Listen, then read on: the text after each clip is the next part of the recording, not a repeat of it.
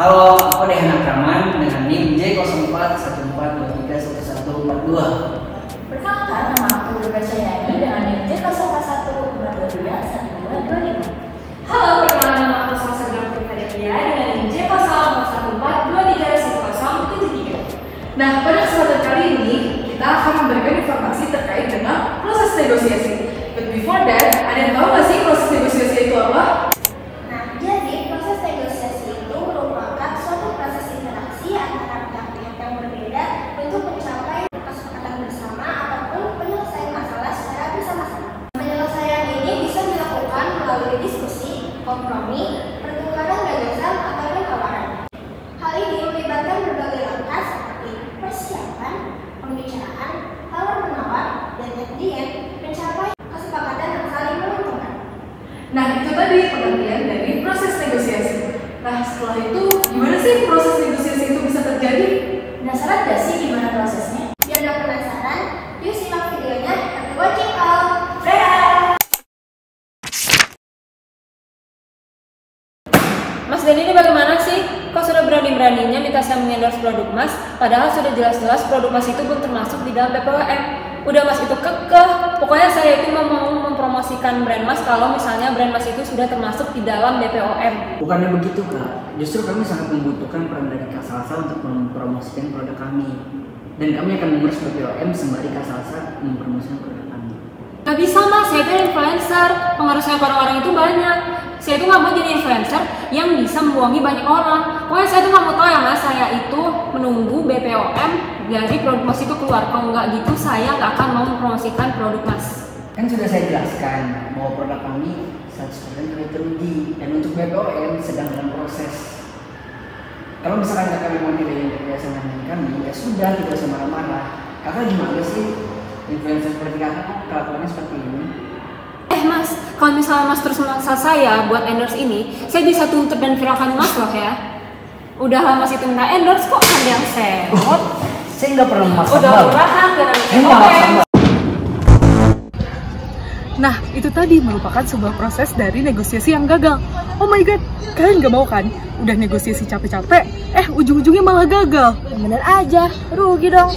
So, check this out. Step 1, pengumpulan informasi. Nah, di step 1 ini kita mengumpulkan informasi, menentukan tim negosiasi, dan juga mengenal profil pihak lawan. FYI, di sini kita itu yang bernegosiasi mengumpulkan informasi pihak lawan sebanyak-banyaknya. Vesta lagi triple care Hydra Kinen Micellar Water. Wah, viewersnya tinggi banget. Boleh nih collab produk skincare brand saya ke influencer ini. Followersnya banyak dan penontonnya cukup stabil. Pasti insight-nya bagus nih.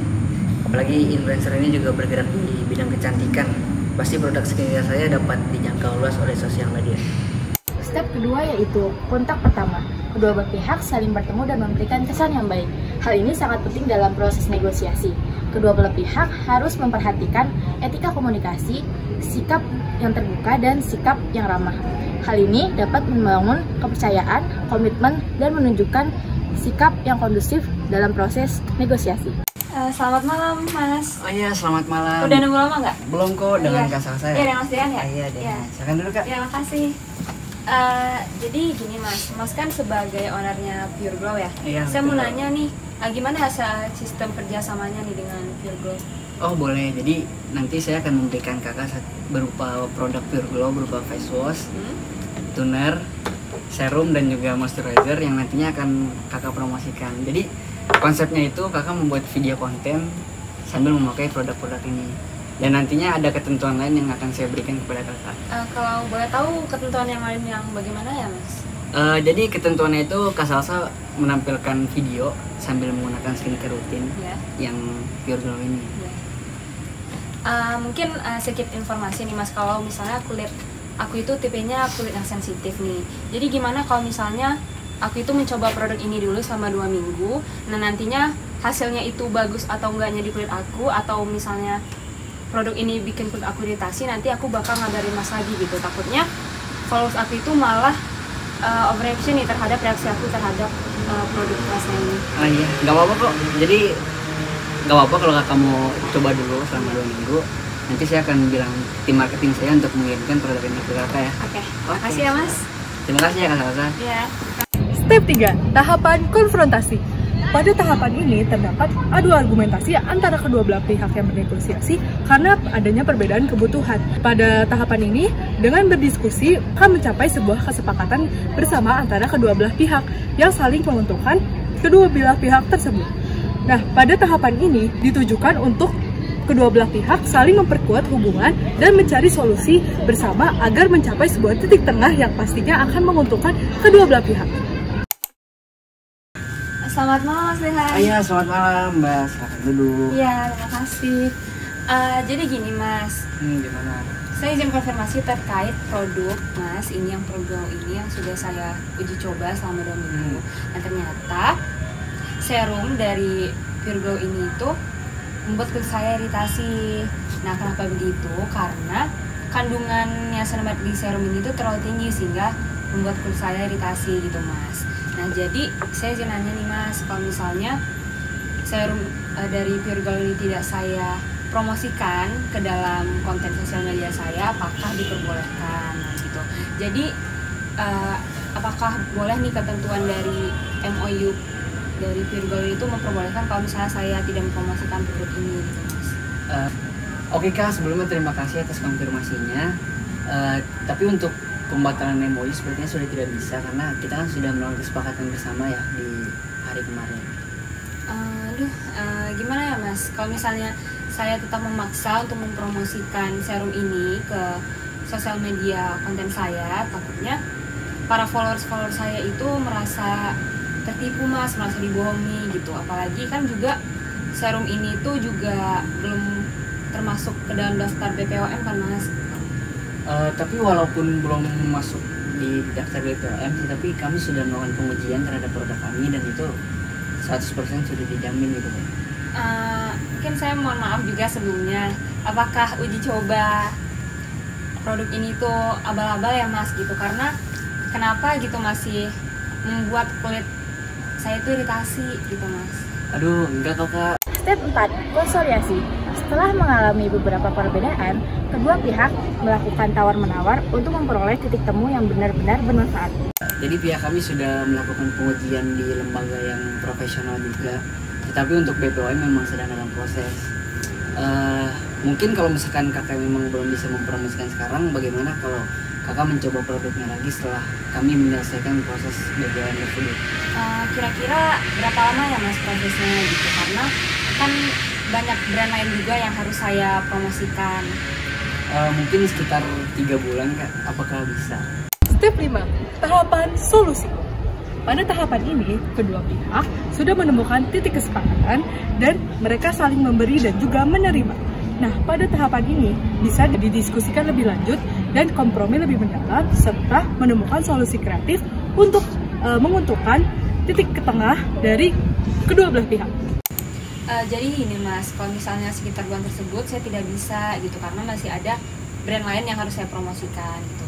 Ya apabila 5 bulan ke depan apakah bisa Mas gitu. Ya kalau jika bisa mungkin produk dari Pure Glow ini akan saya masukkan ke dalam nih saya.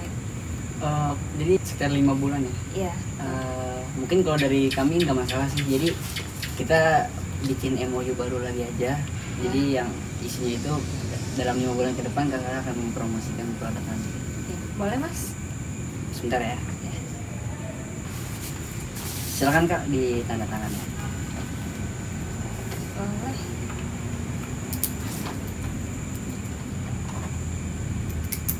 Oke Kak. Oke. Terima kasih banyak ya. Ya, ya Mas. Siap, Ya, selamat terima malam. kasih ya. Selamat malam. Step 6, pasca negosiasi.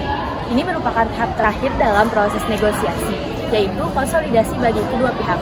Dalam tahap ini memastikan bahwa kedua pihak benar-benar saling berkomitmen atas kesepakatan yang telah dibuat.